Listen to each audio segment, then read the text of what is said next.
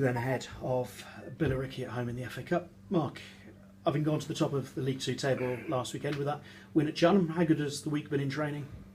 It's been a good week, of course.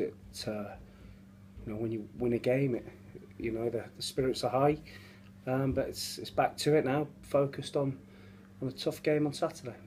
And how big is focus in your thoughts? Because obviously the key thing is to avoid any banana skin. Yeah, if you take any team lightly in the FA Cup, you end up getting turfed out, and we are fully respectful of Billericay. We've done a lot of work on them, we've done a lot of analysis, and we know it's going to be a really tough game. And did it help that they had that replay against Sutton, so you could watch whoever, or you could send someone to watch because you had a game that night, but you could send someone to watch whoever you were going to play next? There's ways and means now of watching games, of watching footage of teams, and they're very consistent in the way they play. So it should be a good football game. They try and get the ball down and try and pass the ball. So we're expecting a good game, but they've got some threats, yeah. 2 steps down to the National League South. How do you assess that level?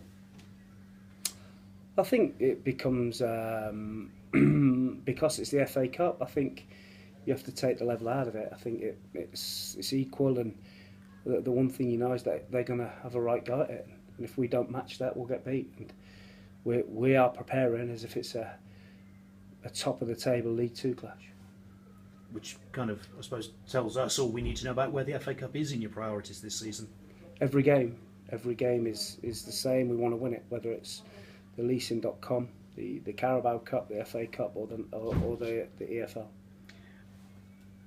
How good would it though be to have a cup run this year? Because that can just help with keeping momentum going, a little bit of finance if you want to strengthen the squad as well. Just get some extra positivity around the place. Yeah, it's a trade-off, because you end up, if you have a good cup run, you end up with more games. That increases your chances of getting more injuries and a small squad becoming stretched. But we want to try and go as far as we can. We're in the FA Cup, try and earn some finance, and like you say, it might then give us an opportunity if we need to strengthen in January. Since I've been there, we've not been that lucky with the draws, but we have a home tie against a team that are below us in the pyramid, and it gives us an opportunity, but by no means will we be taking them lightly. Is that, or is this, on that basis, then the best opportunity that you feel you've had to start a cup run then?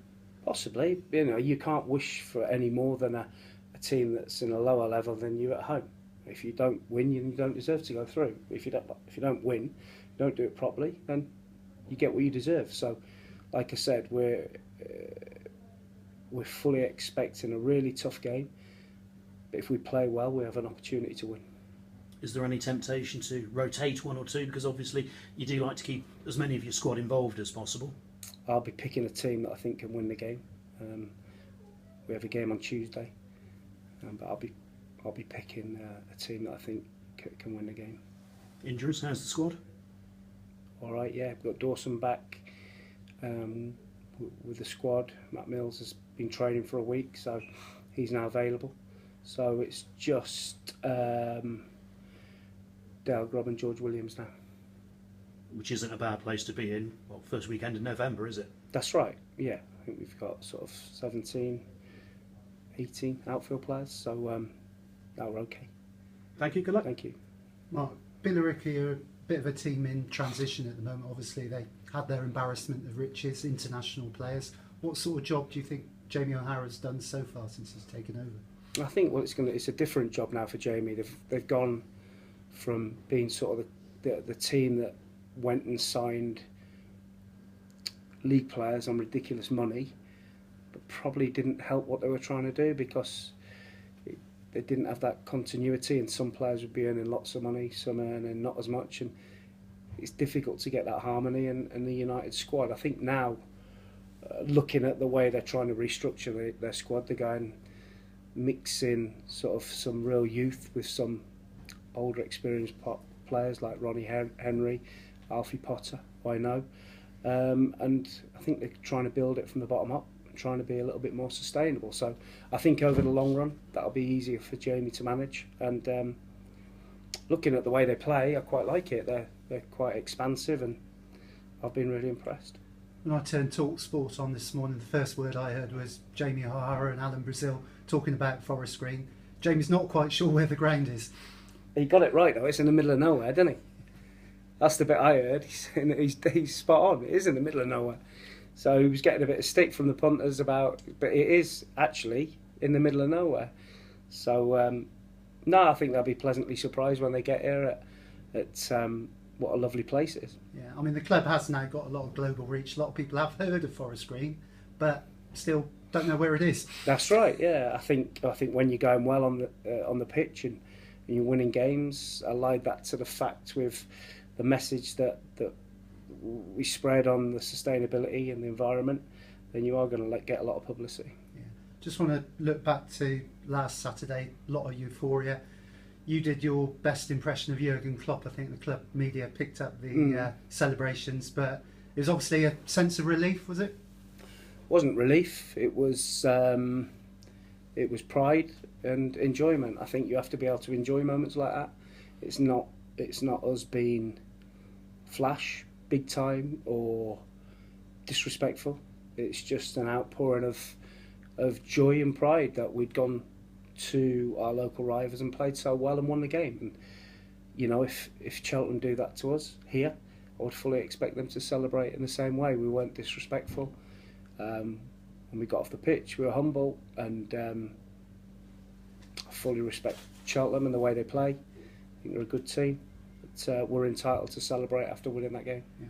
It looked on Saturday as well. It looked like you'd signed Sterling and De Bruyne with that goal between Ibu Adams and Elliot Freer. Yeah. How pleased were you with that? It's nice when you work on stuff like that and it comes off. You know, Ibu. I think everyone spoke about Ibu's performance on Saturday, and he looked a really good player. But it's about being consistent.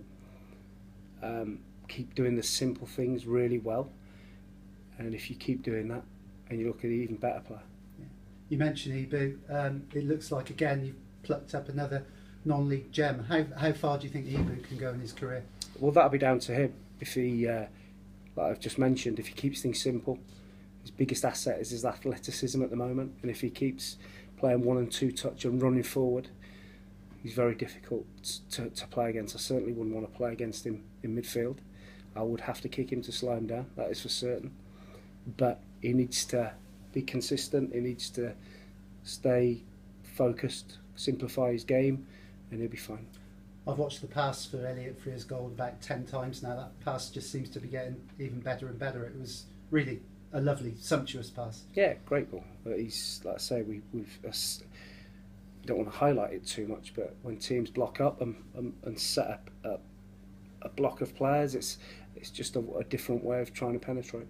Cheers, Mark. Thank you. Thank you.